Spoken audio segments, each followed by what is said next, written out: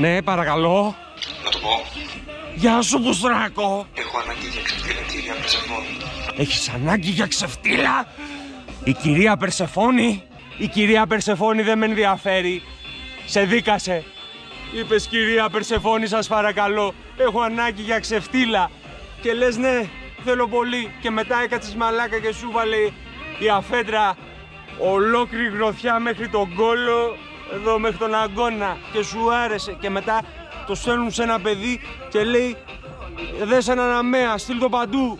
Και αυτό το παιδί το στέλνει παντού, γίνεσαι ρόμπα και στη δουλειά σου. Και τώρα παίρνεις εμάς και λες ποια είναι η κυρία Περσεφόνη και αυτή δεν ξέρουμε, ρε ηλίθιε. Οι ακραίοι εξευτελιστές σου είμαστε εμείς. Βάλε στο λογαριασμό μου 666 50.000 ευρώ. Αυτή είναι η αμοιβή μου. Και τότε θα έρθει όλο το τάγμα του ανίερου διαβολικού μετώπου και θα δικάσει τη μάνα σου που σε γάμισε όταν ήσουν μικρός με στραπών. Μωρό μου.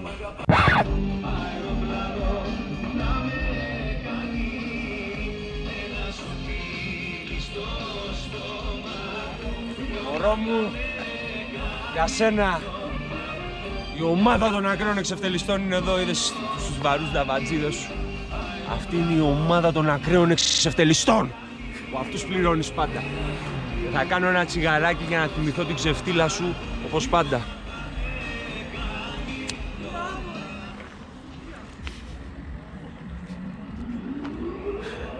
Θα σου πω για ένα φίλο σου, το Μανώλη, το Βαρώνο. Ήτανε με ένα παιδί μαζί στο σχολείο και έκανε παρκούρ και πέταγε κοτρώνες στους μπάτσους, τους είχε γαμίσει και μετά έκανε κατάληψη και είχε κάνει τα σακεντέλικ πάρτι μέσα και έλεγε χορεύτε για το σατανά. Και αφού τρελάθηκε μετά και δεν του βάζαν τα τραγούδια που ήθελε, έσκησε τα ηχεία και έριξε κουράδα μέσα στο ηχείο και καθώς βάραγε τον μπάσο εξφεντώνει στα σκατά και πήγανε στις μούρες τους. Αυτή ήταν η κατάντια σας. Μετά το χάσανε και το βρήκανε στο τρελάδικο που ήταν μαζί και κάνανε θητεία.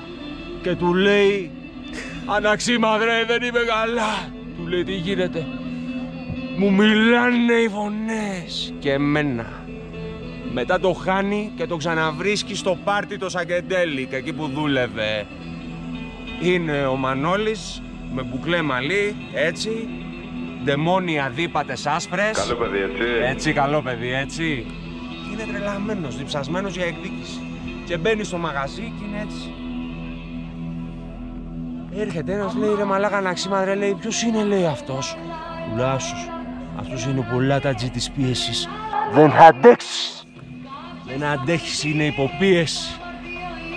Και αφού είναι έτσι έχει βγάλει την μπλούζα και σου λέει «Τώρα μιλάω με τον πολέμαρχο του Θεού. Κι εγώ». Και είναι ένα παιδί, ο Παναγιώτης ο Τσιγκάνος, που κάνει μάγια, ο Ρωμά. Κάνω μαύρες μαγιές και μου λέει «Ποιος είναι αυτός?» του λέει. Και του λέει «Είναι ο πολέμαρχος του Θεού». Και αφού τα σπάει όλα εκεί μέσα και του δίνεις μπαν, είχε μαγαζί με μπουλντόζες και ήρθε με μπουλντόζα έξω από το κολομάγαζό σου.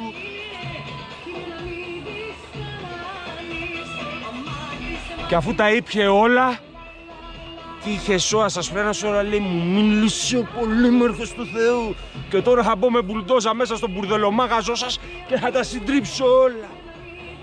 «Όχι Μανώλη, σε παρακαλούμε, θα σα κεράσουμε όλα, μπες μέσα», λέει.